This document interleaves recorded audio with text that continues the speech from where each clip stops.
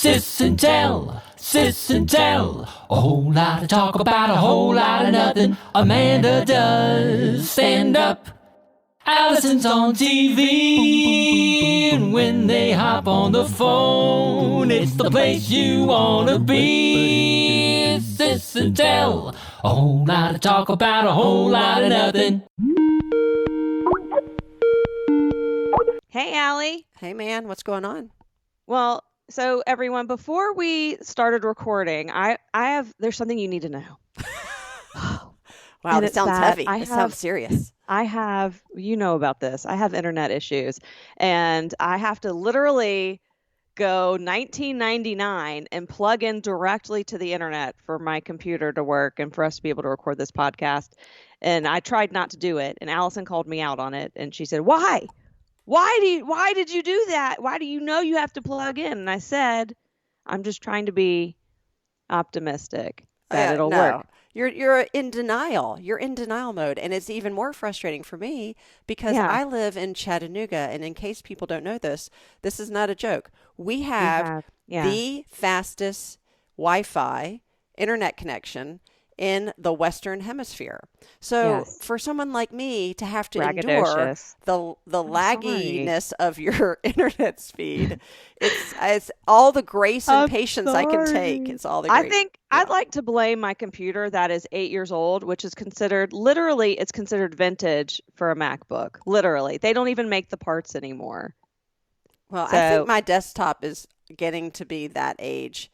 And my speed is around 450 gigawatts or whatever the term is. I think that was from Back to the Future. Yeah, exactly. What is your computer? A DeLorean? It is. So when I said optimistic, it reminded me of this awful time in high school where I was briefly dated this guy, and we were talking on the phone, and he went. I met him at a party. I'm just going to say that. I literally have no recollection of you dating anybody in high school. Now, I put dating in quotes, right? Anyways, like maybe we just kissed at a party and we talked afterwards and then saw each other one more time.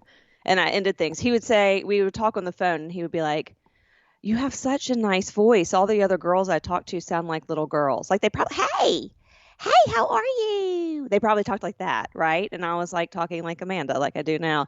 And then he was talking about something, and I said, "Well, you sound really optimistic." This is what made me think of it. You said that to him? Yeah. I said, "It sounds like you're a really optimistic person." And he goes, "Yeah, optimistic. But what do you mean by that?" And I was like, "All right, we got to end this. Bye." I am optimistic that this will not work out. I'll see you later, or I won't. We're my done. Gosh. Oh, Lord. So let me teach you a new word. It's called pessimistic. Right. I'm right now being pragmatic that this will not be a good relationship. Well, I have to also say you're wearing a very cute dress right now. I don't often see you in these cute little dresses. Well, you can't really tell what I'm wearing because you just see top up. I guess you can tell this would actually be Well, I could tell because as you readjusted your Wi-Fi 7 times, I saw the full-length version of Amanda. Yeah, it does look like if I hadn't seen you stand up, I would have thought it was just a top. It also would make a great top, but that's cute. So I'm glad you brought this up because I also think I have other problems. And that's I'll just go ahead and say I concur. And I found out about this based off of our other podcast from last week, our other episode where you recommended I get these storage bags, right? So I got these giant storage bags from Amazon that are like that IKEA bag material, which is the best, it's like waterproof. It's like that packaging material too. And I decided to put away all of my winter clothes, right? And because look, when you get to an age where you kind of stop growing and, maybe you grow by kind of stop growing. I think that's 15, to be clear. I mean, I grow, like there are ebbs and flows of like 5 to 10 pounds, right? You know what I mean? Yeah. Like you're right. But you start to accumulate a lot of clothes and you will go through the clothes and then the clothes will procreate in your closet and they make baby clothes that turn into adult clothes, right? I have a lot of clothes and I get hand-me-downs from you. I get hand-me-downs from mommy, and I'll go buy. Really, I don't spend a lot of money on clothing. I will buy $15 dresses from Target. I will wait for Target clothes to go on sale. This is how frugal But I thought we established the last podcast you don't even like Target clothes anymore. Well, not recently. No, yes, agreed. Okay. I'm very upset with Target. But anyway. But this is how long you've had these clothes in your closet, back when you did like Target. Back when I was happy with them, before Little House on the Prairie fashion came in style. So I put away all my winter clothes. Then I decided to put away all of my cocktail dresses, right? Which, again, most of them are from Mommy. And I've got them from like 15, 20 years ago. I don't even know if they fit me, but they're aspirational. We'll just call them aspirational cocktail dresses. Because the other aspirational part of that is that we'll ever go to a cocktail party again. I know. Like, we'll have anything to wear them to. And it's like maybe once a year I would have something to wear them to because Aaron had a work party that was fancy. But anyway, I started to go shopping in my closet, right? And then I started reorganizing the closet and realized, guess how many, not including the cocktail dresses. Okay.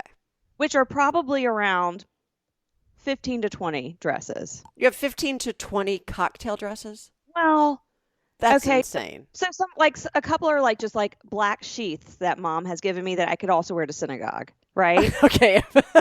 Wait. Let's be very clear. Okay. If it's a dress you can wear to Yom Kippur, it is not a dress you should be wearing to like a cocktail or black tie wedding. I would say it's a mixture of dresses, okay? Let's just say dresses I can wear to synagogue and out to... Unless your definition of a cocktail dress is very different from my definition. Yes, it is, okay? A black tie, a fancy, something that I would wear, okay? A prom dress. Let's just call them prom dresses because that is more... Fine. My age group of fashion. But so that about 15 to 20, which is ridiculous, right? And ridiculous. A lot of them are from Mommy. So I just want to say that. And half of those are probably black sheath dresses. And guess how many dresses I own? And these are dresses that I can just wear out and about. Guess. I'm thinking, because if you had 15 to 20 cocktail dresses, you have 100 dresses. No. Oh my gosh. That's a lot. No, okay.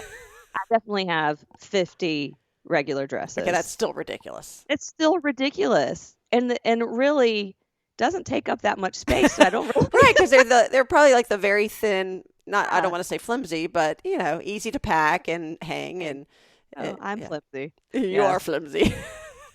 So no, I wear dresses. It's like an instant outfit, first of all, and I'm a collector of dresses. I used to be a collector of cookbooks, had too many cookbooks. I started getting rid of those. And then I realized I have a lot of dresses. I could literally wear one different dress a day for the entire summer and not have to do any laundry except for my underwear. That's impressive. And I have a lot of dresses too, now that I'm thinking in my closet. Some are sort of what you're wearing, which is more of like a summery, springy dress that, you could easily go out to lunch. It's more casual. Some are I would consider work dresses, which is also more like a synagogue dress where it's more, I think, a more conservative look where, some are sleeveless, so I would not wear those to synagogue without a shawl or something. And then others are cocktail dresses. Let's be clear, though, I don't really even wear dresses. Every so often I do. I like it. It's very freeing to wear a dress. Yes. But and I don't wear shorts. So I'm in pants probably 99% of my life. Oh, I hate pants. And that includes shorts, bottoms, okay? Any sort of bottom. I don't like it. Yeah. I need to wear a dress. The least amount of clothing I can wear during the summertime, the better. The kids keep on asking for hoodies to bring to camp. And I'm like, I think you forget how hot it gets during the summertime in Georgia. It is like standing behind the exhaust pipe of a MARTA bus, except it's like that at night too. You cannot get away from the humidity. But you know what? My hair always looks so good during the summertime. It does? Yes. Ugh. It gets huge. I'm already dreading the summer huge frizz. And amazing because you straighten your hair. I know. I even started Googling the other day best straightening serums because I feel like my hair gets used to a certain straightener that I put in there and, just to blow dry it or flat iron it. And then I need a new one to reinvigorate it. So if anybody has any suggestions for me, just email me because I'm really running out of ideas. And every day it's like, if there's just even a hint of rain, it's like my hair has this whole, it's just a whole layer of frizz that drives me crazy. Anyway, back to your dresses though. So the 50 dresses. So I know you're talking about how you just have too many clothes. Have you heard of Poshmark? Yes. So we saw a commercial for it the other day, and I know this is nothing Rachel Schulwolf, who's now Rachel Rosansky and is a fantastic makeup artist, our cousin. She has a viable business on Poshmark. Really? And it takes some time, right? So Poshmark, for y'all who don't know, and this sounds like a commercial, just like that last week when you were talking about that shipping service, that sounded like we were sponsored by them, and we're not sponsored by anyone except for Milton and Arlene Goldstein, who sponsor us with their love. But Poshmark is just like a resale shop online for mostly clothing, but it can be home goods. Yeah. And you open up your own store, but they have like flash parties where you open up your own store, or you can just throw stuff up there. I thought it was more like you just throw stuff up there. But you have to like advertise it, right? It's not Field of Dreams. If you build it, they will come. Wait, so that's too much work. I thought I could just go in my closet, take a few pictures of the stuff that I no longer want, and then throw it on there, and someone would say, yeah, I'll take that. That's not what happens. So Rachel, who is very successful on there, it could take 6 months for something to sell. You're better off going to a consignment store to get rid of your stuff. 6 months later, that dress or jacket is still going to be hanging in my closet. So I might as well. Then you start liking it again. Yeah, exactly. I might as well have a social profile for it. There may be someone in your community who has a Poshmark store, and you can just get them. It's like eBay. You get them to do it and you get a percentage. That's what I did with Rachel. I gave her about 50 button downs that Erin outgrew because, all of our bodies are changing. And and then it was too much. I was like, just give them away, but she was going to do that for me. And I was like, God, if you gave me 2%, I wouldn't care. Yeah. Well, that's funny because a friend of mine here, Catherine, actually has what amounts to a Poshmark store in her house once or twice a year. She had it about a week ago, and I wasn't able to attend because of work stuff, but it's amazing. She organizes this whole thing just because, she sells stuff? She owns a retail shop also, so she's really good at it, but she basically has everybody come, you bring all the clothes you want to get rid of, you have to tag it yourself with a price that, you can say $10 or $20 or best available, and then you have to bring it already on hangers and tagged you have like your name on it. And I know it's a lot. It's a lot of work. I did it about a year or two ago. Yeah. Well, pre-COVID, so it must be 2 years ago. Did you buy anything? Number one, I sold a bunch of stuff, and she gets all the money. It's only cash or Venmo, and then she adds up, and she doesn't even take a percentage. It's not. I told her she's crazy. She should be making money. She really just does it because she's an amazing person, and it is fun. It's probably like 15 or 20 women who end up bringing their stuff. So what happens with the money? So she keeps track of what you sell because she keeps all your tags. So as soon as you sell something, so say I have a jacket, it's $15. She takes my tag, she puts it in the Alison pile, and then once the sale's over, and it's only like a few days that this goes on, she adds up all my tags and she pays me, she Venmos me whatever I made. Well, I didn't realize that you could just leave your stuff and it was for a few days. I thought it was like no, right. Like well, you have to also commit to working a shift or two while it's going on, and then you have to pick all your stuff up. What happened to me is I brought so much stuff the time I did it. I probably 100 items would not be exaggerating. And then I sold a good deal, and I also bought a few things because you're there, you're like, oh, this is cute. It's sort of like the clothes swap you used to do with your friends, except we have to pay for it. And then I brought all the clothes that I didn't sell back, but I didn't want to put them back in my closet, so I put them in the guest room closet. Yes, and that's when I went shopping. Yes, then you and Mommy came, we're like, oh, what is look, this is really nice. Why is she giving away this blue top? Who's Sally Shwarmy? Yeah. The sad thing is, like the other day, I was looking for this. Wait, you got to tell the Sally Shwarmy story now. People are like, "Who is Sally Shwarmy?" We didn't tell this. I don't think so. All right, but it's not as funny.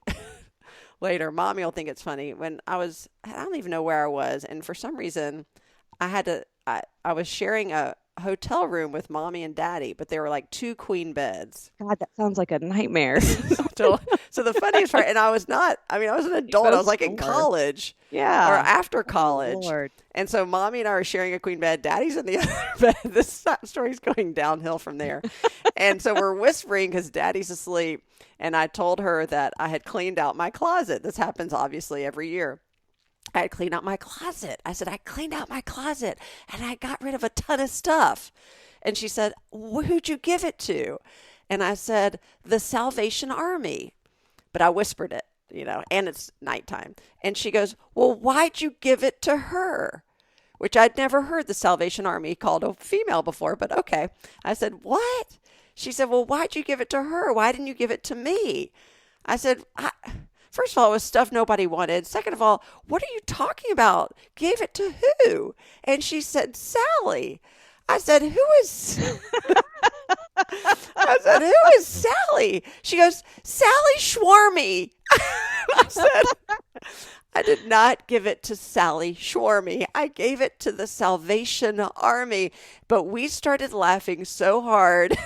And now, like 30 years later, we still, every so often, mommy will say, did you give it to Sally Shwarmy? Even you know that story. Oh, God, that's so funny. So I didn't give it to Sally Shwarmy. And the wine, so Catherine calls hers wine and consign. And basically, it's just fun. And a friend of mine who owns a clothing store here, she brings some of the stuff in her inventory too. It's really gone up a notch, but. Yeah, I just do clothing swap. We all bring our clothes. We tell stories. One time someone saw my vagina, and we leave with clothes that we never thought we'd have for free. So I know you dropped that there so that I would go back and ask you about that, but I really don't want to. I'm not falling for that trap. Okay, well, I'm going to tell the story. Oh, Lordy. And it's so during our clothing swap, we are not as organized. We bring garbage bags of clothes we don't want, and we go through it. Everyone takes turns going through their clothes, but we all tell stories around certain items because then it makes it more interesting. So then we grab stuff and try it on, and what we don't want, we donate, usually to like a women's shelter or Sally Shwarmy. Sally Shwarmy, yeah. So I was trying on stuff in front of everyone, and I was pregnant with Murray, I think, and I was trying to pull my pants down to try on something, and I pulled everything down. And everyone saw everything. I didn't really care. It was all women, Yeah. But they still, to this day, joke about it. Every time we have clothing swap, they bring it up. They bring up the day they saw my privates. And that was a big day. That was a big day for them. It was an important day for everyone involved. So never gets old. So something happened to me 2 days ago that's happened to me before. And I feel like the United States Postal Service is making me be a good person, and it's really frustrating. I'm dying to hear how you're making that connection. So I don't know how this has happened again, but like 2 years ago, and we talked about this in the podcast a long time ago, about 2 years ago, I got a package from a makeup brand, like a very high-end makeup brand that had 2 addresses on it. Right. One was a sticker with my name and address, and the other one was from someone who lived like 45 minutes from Atlanta, whose address was nothing like mine, and her name was not similar, and I have no idea why they rerouted the package to me. But I got it, and I had to call the company, and they told me to keep it. So the same thing happened, except I get a package that is supposed to go to Snellville for someone that has no name or address anywhere similar to me. And there's this magical sticker next to her address with my name and address on it. From the same company? No, from a totally different company. That is weird. It's so weird. And it looks like it's from China because it says inside it's from China. And like the distribution, they have like a warehouse like in California or something that it actually came from, but inside there's more packages and it's all from China. I went to go look up the company. I can't find it. I found the woman on Facebook because she has such a unique name, and so, but there are like 10 women with her name, right? but one of them was from Snellville. So I sent her a message on Facebook, but unless you check your other inbox, which most because you're going to show up in the other inbox. Right. So I'm like over explaining. I'm like, look, it came to my address. Here's your address. It's for you. And I didn't want to send her a picture of my address, but I said, there's a sticker next to it with my name. I go, I have no idea, but I have your package. I have no idea. Like, what was in it? Did you open it? No, I'm afraid to open it. Should we unbox it, or do I give it back to the U.S. Postal Service to get back to her and say return to sender? Well, this is quite the right. What do we do? The quagmire. Oh gosh, I really want to unbox it. But how did you know? How did you know there was stuff from China inside the box if you didn't open it? Oh, let me go get the package. Okay. Hold on. I'll play our hold music in the meantime.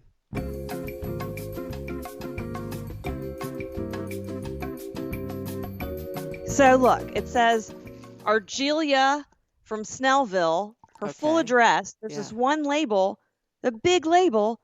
There's two of them, actually. Is it a UPS address? I mean, UPS? No, you said USPS. USPS tracking, right? And then they added a sticker with my number, with all my information on it. How did they get that sticker? I don't know, but literally her address. Let me see the sticker with your information. Here's what I think. Look, there's the sticker. I think that must have come off of some other package and gotten stuck on there. Were you expecting another package? No. But doesn't that make sense that could have gotten stuck to a box and then that sticker got stuck onto that bag? Right. Yeah. Why does this keep on happening? Well, it's just so weird. Oh, this is from Wish. Do you know about Wish? No, I wish I did know about Wish. It is an app and it is a website. They have basically very discounted products that are from China, and it's like the most random stuff, right? And you can get them for like $3. Like you can get a piece of furniture. It's like silly inexpensive. And then they have like deals of the day. So look, Argelia from Snellville got this, and look, when I moved that sticker, here is her label again. I've never ordered anything from Wish, by the way. Here's her sticker again with the same address, another deliver to. And her phone number is on there. Okay, so we're not going to unbox it now that I'm actually seeing the package, because the sticker you removed with your name and address, it really looks like it came off of something else, because it doesn't look like the same sticker that they use for hers. This is what happened last time, though. There was a sticker like this. That is so weird. And then it has these individual. This is how you know it's from China. See, look, the individual wrapped items, and it's Chinese characters. Yeah. Holy cow. So each item. So wait, where's the two? Is it on the other side? She got some tight trousers. Oh. That's and you don't like pants, so we definitely are not opening that. You know what's worse than pants? Trousers. Tight trousers. Tight trousers. All right. I think you need to take. Wait, how many packages are there? I don't know what's in this. Okay, I'm confused. How did you get a box with a bunch of bags in it? A bag with a bunch of bags in it. And then this feels like a necklace of some sort in here. Oh, so you did open it. No. Well, I didn't open up the packages in the package. But you opened up the package. That has many packages. Okay, that was not clear. I was looking for a packing slip, which doesn't exist. But here's the thing. Do I call this? I don't want to call a stranger. No. Take her out of it. You need to go back to the post office and say, can you zip it all back up? You know what I'm not going to the post office. Are you kidding me? Why? I'm going to call Wish. I'm going to message Wish. Oh, I'm going to message the retailer. It's their issue to deal with. I'm not going to the post office. All right. And then we can unbox it when they tell you to keep the stuff. Yeah, they'll probably tell me to keep it. Because they are. Because we went through this before when I ordered those bathing suits. They were basically like, we will pay you to not return the bathing suits. They don't want you to return anything. They don't want to make life more complicated. No, I'm going to tell them. This is so weird. Why does this keep happening, though? That is weird. Right? I'd like to, if I did go down to the post office, I'd ask them about this label and where that came from. I would be going, well, I'm very tight with my post office people, though. That is not. Tiffany and Christy and Mark, and I would go down and ask them, and they would get to the bottom of it, because they love stuff like that. They love a good mystery. Yeah, I'm going to contact Wish. And I'm going to I'm going to send them all this information. And they're going to wish they had never met me. Oh, no, trust me, they'll join the club. Right. Just kidding. So anyways, yeah, if they tell me to keep it, I will. But I'm not going to be the post office in this situation. And look, the line, if things were easier at our post office, yeah, then I would go stand in that quick line. It's not going to be quick though. So I don't want to do that. Right. I'm a good person, but I'm not that good. You're not that good. So I have 2 P.O. boxes at our post office. One is for the publishing company that I own, quote unquote, that I use to publish my book. And the second one, and that's a tiny little box. The other one is what I use for the nonprofit that I run, which I realized, literally like 8 years ago, it was much cheaper to work out of my home office and have a P.O. box and an e-voice as my phone number versus having a brick and mortar office. And that might have happened even longer, 10 years ago. So I have this giant post box at the post office. It is luxurious, I will say. It is one of those you could big vacation ones. in it. You can rent it out at Airbnb. I'm putting it on Airbnb next month, and that would actually be funny. So, but there is a company that for all 10 years they have been getting mail. The mail still comes to my post office box, and some of it is junk mail, obviously, but some of it looks, like real, like it's a check or something. Yeah. And it's a manufacturing company of sorts. So I'm thinking, how long is this going on? Like, maybe the company doesn't exist. At first I was like, and I would hand deliver it and like go back to the main post office, aisle and say, or counter and say, I've got all this and it's coming to my P.O. box. They go, oh yeah, we'll just put it back in the bin and recycle it, or, try to get it to the right owner. Then I switched to, if I got the mail from them, when I opened my P.O. box, I would shove it into the back. So, because you can see like the back of where the post office is or the boxes are. So I'd throw it back there, and I figured when they saw it on the ground, they'd realize it wasn't for me. Now I literally just throw it away. I'm thinking, it's been 10 years. I've had a lot of patience for you sending this to the wrong address. So number one, Amanda Marks at gmail.com gets all of my emails. And because I have people who are like, I have like my initial in between Amanda Marks. I don't care if anyone has my email address. So that's why I'm saying it out loud. But I messaged her and I was like, I just wanted to introduce myself. Of course you did. And she didn't get back to me. And that's offensive, right? But I'm like, hello, I'm also Amanda Marks. You're getting my emails. I know you are, because people have told me they've sent emails to her.